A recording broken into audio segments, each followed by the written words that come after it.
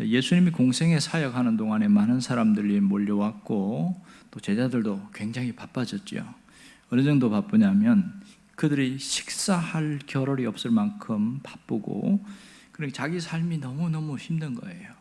그런데다가 이들을 전도 여행 보냈잖아요. 둘씩 해서 여러 곳에 많은 기적도 행하고. 그래서 예수님이 뭐라고 그러냐면 너무 힘드니까 가서 편히 잠깐 쉬어라 이렇게 산적한 곳에 쉬게끔 했습니다. 그러면서 예수님도 같이 갔단 말이에요. 그곳이 어디냐면 베세다예요. 그런데 사람들이 그걸 보고 막 왔잖아요. 막 따라오는 거예요. 그런 사건인데 오늘 이 본문은 오병이어 기적이 일어나기 직전의 사건들, 이야기들 뭐 그런 겁니다. 33절에 보면 34절에 큰 무리가 왔다고 그랬죠. 그럼 몇 명이나 왔다는 얘기예요? 뒤에 오병이어 기적이 일어난 거 보니까 나중에 다 합쳐보니까 남자만 5,000명이니까 이게 어마어마한 숫자인 것을 알 수 있죠. 그리고 예수님이 그들을 불쌍히 여겼다 이렇게 이야기합니다. 불쌍히 여겼다. 왜 불쌍히 여겼을까? 이 불쌍히 여겼다는 것은 무슨 의미일까? 이게 의문점이 되겠죠. 이 불쌍히 여긴다는 말은 긍휼이라는 단어와 똑같습니다. 긍휼. 긍휼은 교회에서만 거의 사용합니다. 밖에서는 잘 안 써요. 근데 이 긍휼을 어려운 헬라어 용어로 하면 스플랑크니 조마니 이런 뜻이에요. 스플랑크니 조마니 무슨 뜻이냐면 함께 고통을 받는다 이런 뜻이에요. 그냥 가벼운 동정이 아니라 그들과 고통에 같이 동참한다 그런 뜻이 여기에 불쌍히 여기셨다 이런 뜻입니다. 자, 이 예수님이 불쌍히 여긴 내용을 보면 뭘 보고 불쌍히 여겼죠? 무리를 보고 불쌍히 여겼다는데 그 이유가 나와 있어요. 그게 뭐냐? 목자 없는 양 같음으로 인해서 불쌍히 여겼다 이렇게 이야기합니다. 지금 이 사람들을 향하여 주님 뭐라고 그랬어요? 목자 없는 양 같다 이렇게 이야기를 했거든요. 그러면 이들의 목자가 누구일까요? 이들의 목자는 어디로 갔을까? 누가 이들의 목자 노릇했지요? 당시의 종교 지도자들이었습니다. 대체적으로 바리새인들이 이들의 목자 노릇을 했고, 그러나 이 바리새인들조차도 영적으로 무지한 자였습니다. 예수님과 함께 임하시는 그 하나님의 나라를 알지 못한 거예요, 바리새인들이. 그러니 이 백성들이 메시아가 온 걸 알까요, 모를까요? 모르는 거죠. 이 바리새인들은 권세도 없지, 가르치기는 가르치지만 이적도 없지, 오히려 예수님이 권세 있게 가르치는 거 보고 시기심이 발동해가지고 저거는 가짜야, 저거는 귀신을 내쫓는 것은 저거는 귀신의 힘으로 내쫓는 거야, 뭐 이런 따위나 소리를 하고 비난하고 그랬으니 얼마나 답답합니까? 그러니까 백성들이 저 바리새인들, 무지한 저 바리새인들을 목자로 하고 따르고 그렇게 왔으니 얼마나 답답했겠어요, 주님이. 이 백성들이 기다리던 메시아가 왔잖아요. 그들이 400년 이상을 기다렸는데 그 메시아가 예수님이 오셨는데 알지 못했습니다. 하나님의 나라가 임했는데도 임한 줄도 모르는 거예요. 병든 자들이 고침받고 귀신 들린 사람이 결박해서 해방되고 이 메시아가 하는 사역인데 그렇게 예수님이 그런 일을 해도 그분이 메시아인 줄을 깨닫지 못하고 있으니 얼마나 안타깝냐 하는 거죠. 그러니 이 주님의 마음에 목자를 잃은 양 같아서 너무 안타깝다, 그렇게 주님 말씀하신 거예요.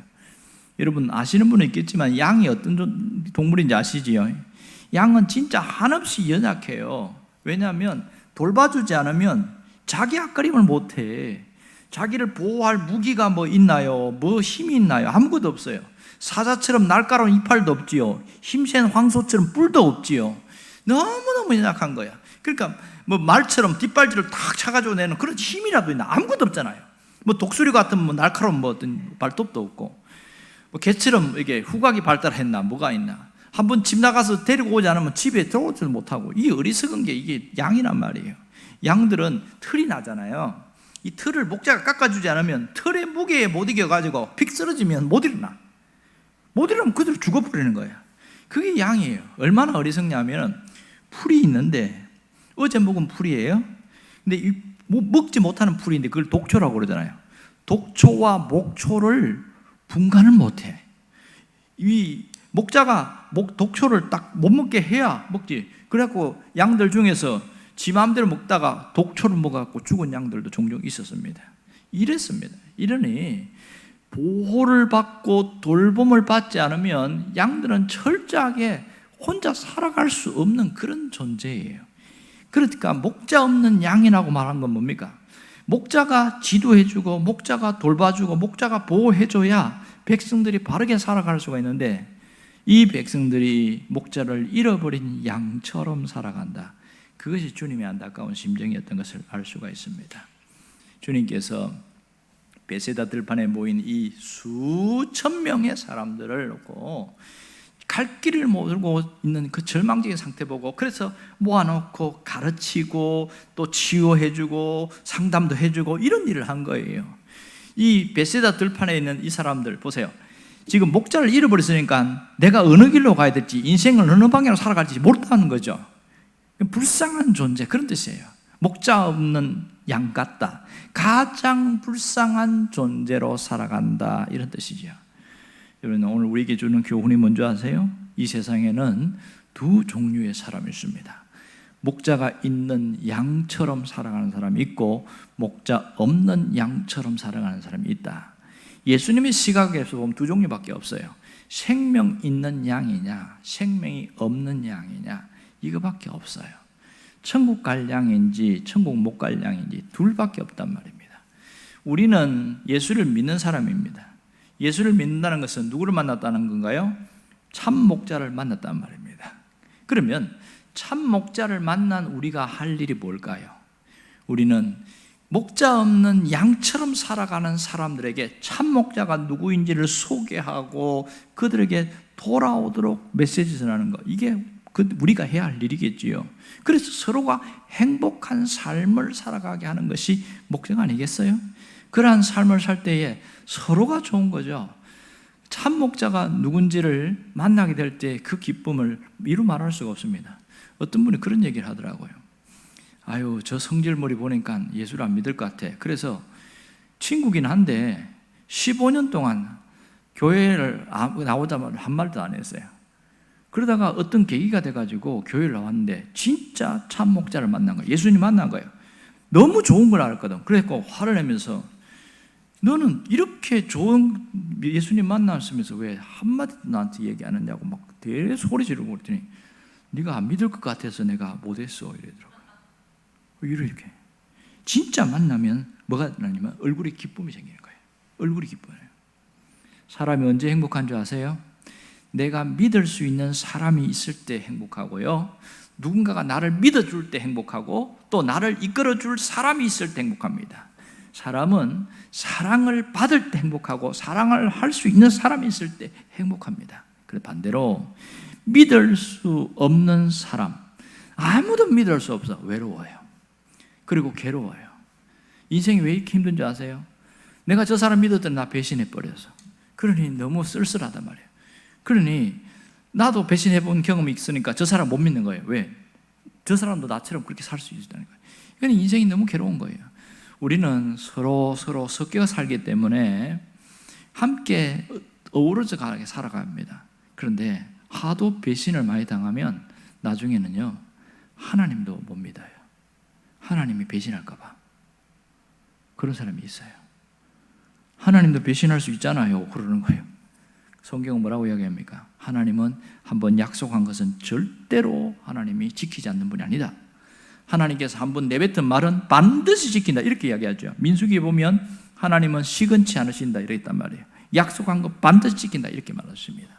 여러분, 우리가 누군가가 존경할 사람이 있고 믿고 따라갈 사람이 있을 때 그 사람은요, 인생이 행복해져요.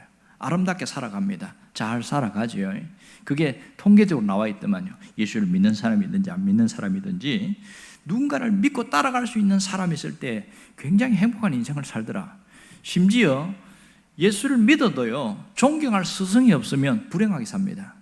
언젠가 목사 될 사람들을 놓고 이제 마지막 심사를 하는 곳이 있는데 그게 고시부예요. 노예 안에 고시부가 있는데 제가 경험한 건 아닌데 우리 선배 목사님 중에서 고시부장이 이제 고시부원이 한 8명, 9명 되고 고시부장이 있는데 이제 강도사죠. 목사 되기 직전인 사람들이니까 이 사람들에게 심사를 하면서 이렇게 한번 물었어요.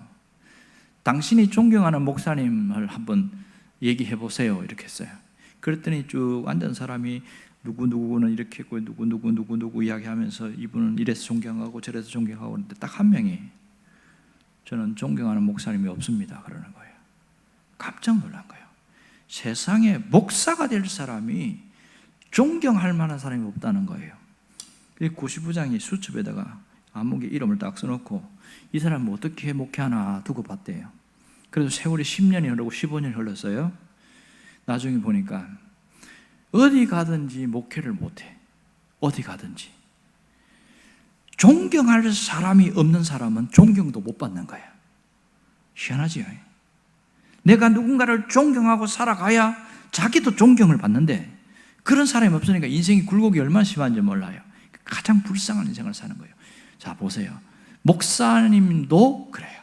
하물며 우리가 살아가면서 내가 존경할 사람이 없다, 믿을 만한 사람이 없다, 그 인생 자체가 얼마나 불쌍한지 몰라요. 그래서 오늘 이걸 통해서 하나님 우리에게 뭘 원하는지 아세요? 너 행복한 삶을 살고 싶니? 그러면은 이제부터 사는 방식 바꿔라. 그렇게 말하는 겁니다. 행복한 삶을 우리가 살아가기를 원하고 계시잖아요.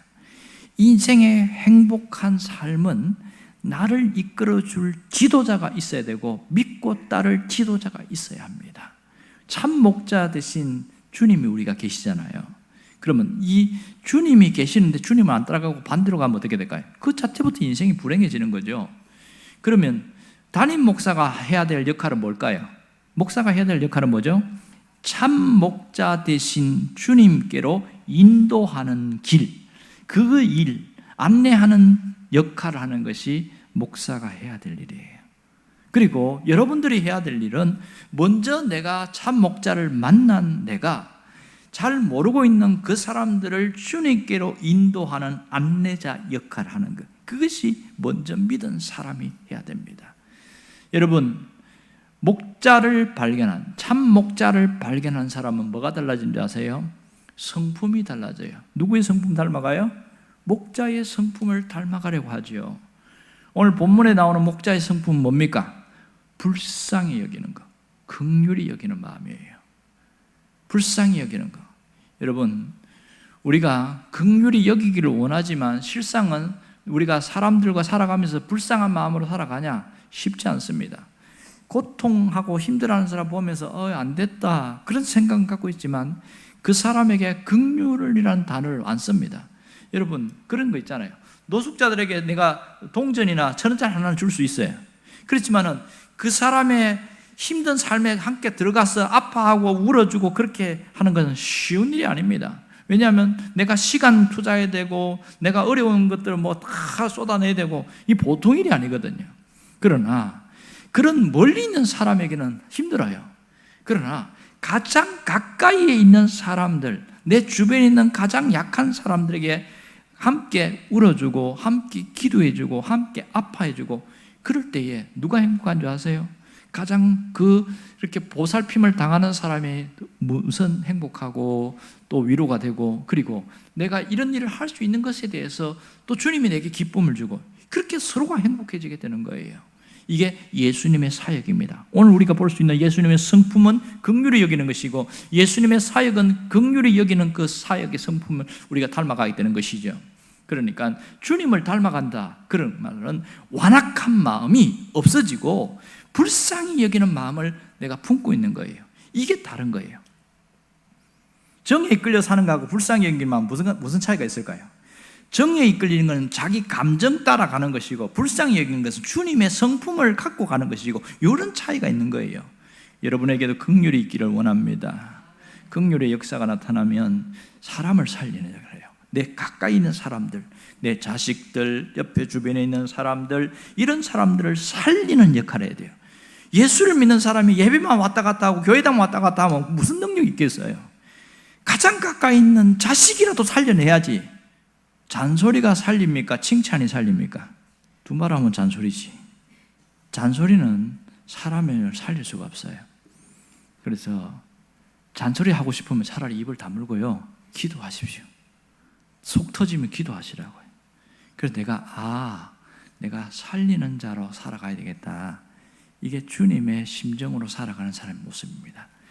거창하게 일을 하는 것이 아니라 주님의 사역은 불쌍히 여기는 것, 긍휼히 여기는 마음을 갖고 살아가는 것, 그것이 주님의 마음입니다. 히브리서 4장 15절에 보면 무슨 얘기하고 있냐면 우리에게 대제사장이 있다고 그랬어요. 대제사장이 누구죠? 예수님이거든. 그런데 그분은 우리의 연약함을 동정하지 못할 뿐이 아니다. 무슨 말이냐면 우리가 연약한 걸 알고 불쌍히 여긴다, 이렇게 이야기합니다. 불쌍히 여긴다.